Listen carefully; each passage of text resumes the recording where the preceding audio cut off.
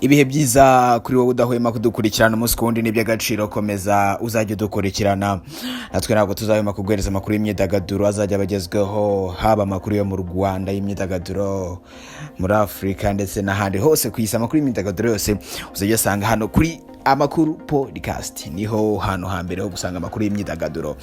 Natekereza rero kumeze neza, niba utanameze neza ihangane, ntabwo ariko bihora, ahubwo niba umeze neza ushima Imana ndetse unakore cyane mu gihe umeze neza, kuko ntabwo ariko bihora, hari igihe bimera nabi hari n'igihe bimera neza. Rero niba umeze neza komeza ugubwe neza cyane, niba nawe bitameze neza Paul sana mu minsi iri imbere biruze kuba bimeze neza cyane. Amazina yanjye nitwa Ikwishimwe Emmanuel. Akindi kiri kuvugwa mu Rwanda mugira ngo mumaze kubimenyera, nyuma yo kuwa kane tukajya ku munsi w'ejo kuwa gatanu ndetse n'uyu munsi nta kindi kiri kuvugwa cyane usibye Jay Polly ni umwe mu bantu babaje abantu cyane kuba yaragiye kuba atakiri mu mwuka w'abazima nyine, kugira ngo tuzongere kumva indirimbo ya Jay Polly nshyashya nyuma y'izo yari yadukoreye zose. Ni igihombo gikomeye cyane ndetse ni nacyo kintu kiri kuvugwa cyane muri showbiz nyarwanda kugeza ubu ngubu.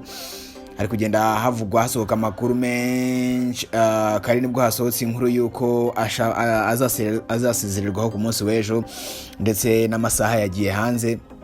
Jay Polly bazamusezeraho ku munsi w'ejo, amasaha igihe ikiriyo kizabera yashyizwe hanze umunsi w'ejo nyine ku itariki 5 z'ukwa 9 2021. Gahunda yo guherekeza bwa nyuma tuyishime Joshua cyangwa se Jay Polly kuva saa 4 kugeza saa 6 nibwo bazajya gufata umurambo mu bitaro bya Kacyiru. Kuva saa 6 kugeza saa 8 nibwo gusezera no gusenga mu rugo aho yaratuye bizabera. Kuva saa 8 kugeza saa 10 nibwo bazajya gushyingura mu irimbi rya Rusororo. Kuva saa 10 kugeza saa 11 nibwo bazajya gukaraba, nabwo bazakarabira i Rusororo. Ni ngayo gukorera ibyo ngibyo byatangajwe niyo makuru yaraheruka ku inkuru y'urupfu rwa Jay Polly. Niyo makuru twanayabagejejeho kare. Sasa ikigiye gukurikiraho ni iki ngiki. Ubundi uyu munsi habaga ibitaramo bya East Africa, habaga Iwacu Music Festival, yabaga yanacaga live kuri RTV kuri televiziyo y'igihugu y'u Rwanda. Uyu munsi rero ntabwo icyo gitaramo kiri buze kuba, cyabaye postponed, ntabwo kiri buze kuba, ahubwo ubu ngubu uyu munsi nibwo hagiye kuba tribute ya Jay Polly. Tugiye kunamira Jay Polly, tugiye guha agaciro umuntu, tugiye guha agaciro Jay Polly, tugiye kumuha agaciro akwiye. Cyo ni igitaramo kiri buze gutambuka saa 2:45 kuri RTV.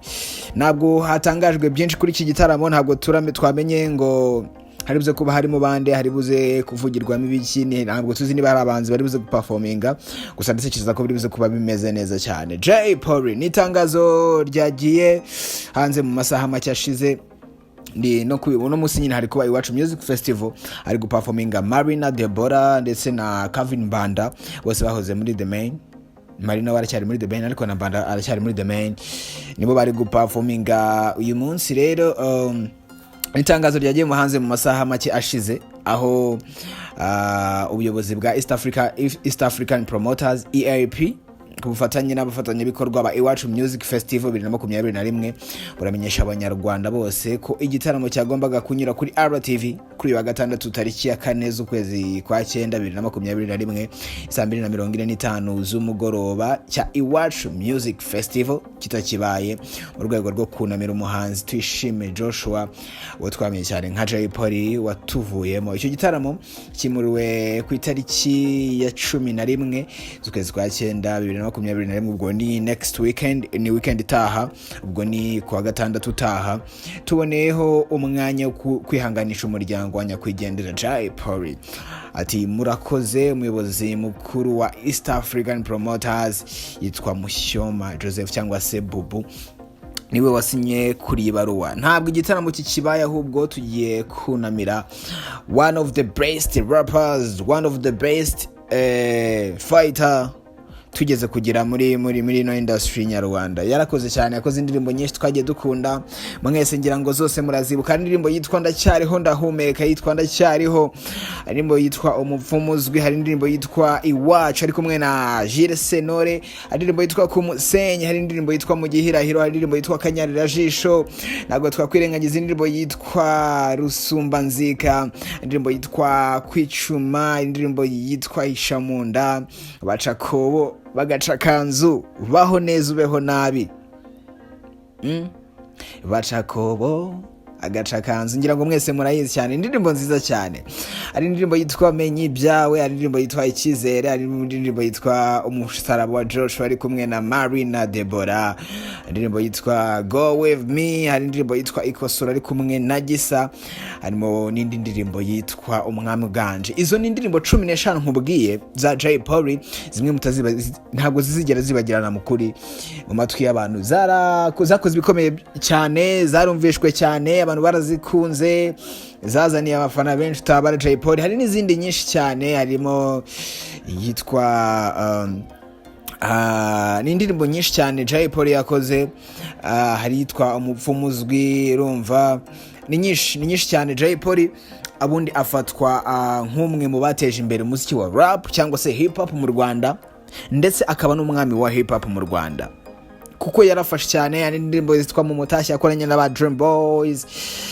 yakoranye indirimbo n'aba Dream Boys nyinshi, hari indirimbo yagaragayemo Too Much ari kumwe n'abahanzi ba Urban Boys, ari kumwe na Bruce Melody. Mu by'ukuri Jay Polly yagaragaye mu ndirimbo nyinshi cyane kandi zagiye zikundwa zose. Yenda mu minsi yashize ntabwo yaherukaga gukora indirimbo kubera ibintu byasaga byajemo byo kumufunga, ariko Jay Polly deserves maximum respect. Ibi bintu bakoze ni byiza cyane, mu by'ukuri ngenda bishimiye. Ku ruhande rwanjye ngewe ndabishimiye kubera ko ni igitekerezo cyiza cyo guheza, cyo kwibuka cyangwa se kunamira umuhanzi wakoze ibishoboka byose kugira ngo music industry nyarwanda itere imbere, ndetse n'abahanzi batera imbere, noneho akazana n'injyana itari imenyerewe cyane mu gihugu cy'u Rwanda, akayitangira ari kumwe n'abasore batanu bari muri Tough Gang. Usibye ko yari yatangiye mbere ho gato, kuko yahuye na Green P mbere yuko ahura na ba Bulldog, mbere yuko ahura na ba Fireman, mbere yuko ahura na ba Pfra, urumva yakoze ibishoboka byose kugira ngo injyana ya hip hop mu Rwanda itere imbere, yagira ngo music industry nyarwanda itere imbere. Yashyize itafari rifatika ku muziki nyarwanda. Mu kiganiro Pfra yagiranye na Irene Murinda habi kuri The Choice Live, Pfra yarize, Pfra yagize amarira menshi, ari mu gahinda kenshi, none bambajije ikintu azangiye hora yibukira kuri Jay Polly, amarira yabaye menshi. Jay Polly was a king. Ntabwo turi kubivuga ngo no kubera ko yitabye Imana, ndetse n'abantu benshi niko bari kugenda bigarukaho. Jay Polly yakoze ibishoboka byose kugira ngo music industry nyarwanda itere imbere. Guhera 2008 muri Tough Gang, indirimbo badukoreye turazizi twese, benshi muri quartier twakuze twitwa ba Jay Polly, nawe aho wakuri wasanga wari twaga Fireman, ngira ngo murabaza abana kubera Tough Gang inspire abana benshi, ndetse kuba abana bari kuzamuka cyangwa se upcoming artist bari kuzamuka muri ino minsi, no kubera ko bano bantu bababanjirije bagaharura inzira, bagakora ibishoboka byose kugira ngo abantu bumve ko hip hop ibaho, rap ibaho, bagazamuka bakajya baza basanga inzira zaraharuwe, bagakinwa ku radio. None ubwo haje n'uburyo bwiza bwa YouTube, urabona ko aba rappers cyangwa se abantu bakora injyana ya hip hop, nubwo haje na new school, yenda bo bakoraga old school, ariko Riderman na new school arayakora. Indirimbo yitwa haje gushya ikoze mu njyana ya drill, baharuye inzira, barwanya urugamba rukomeye. Rero it's time to give them much respect, maximum respect. Bakwiye icyubahiro gikomeye cyane nk'abantu barwaniye music industry nyarwanda. Mu by'ukuri ayo makuru rero ni yahari ku isaha ya 2:45. Mwese nimucikwe, igitaramo kiraca kuri RTV no kiri buze kunyura. Enda nta kindi kintu cyatangajwe usibye ko yenda igitaramo cyaba Marina cyahagaritswe, kizaba ku itariki ya 11 z'ukwa 9.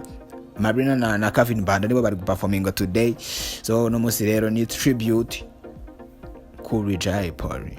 Jay Polly biracyari agahinda, ndetse andika munsi ikiganiro ko wihanganishije umuryango wa Jay Polly. Bose turabihanganishije, Imana ikomeze mwakire mu bayo, Imana ifashe umuryango ukomeze kwihangana cyane, kuko kubura umuntu ntabwo ari ibintu byoroshye, kubura umuntu wakundaga, kubura umuntu wari umuntu w'umugabo, dore ko yari afite n'umwana, ngira ngo mwese murabizi afite umwana w'umukobwa, yari afite umuryango, yari afite abantu abeshejeho, yari afite abantu bamukunda, noneho nk'abafana be muri rusange twamukundaga nk'umuhanzi wakoraga umuziki. Rero Jay Polly, ntabwo izina Jay Polly ryari izina ryoroshye.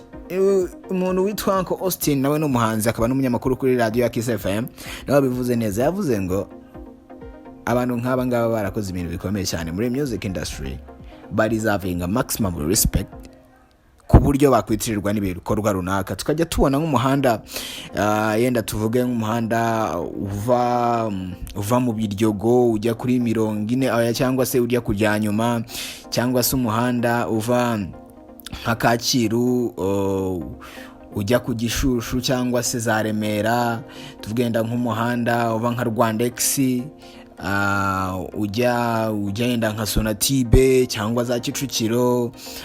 Iyo mihanda ikaba ifite amazina yenda tukavuga ko uriya muhanda witwa Jay Polly.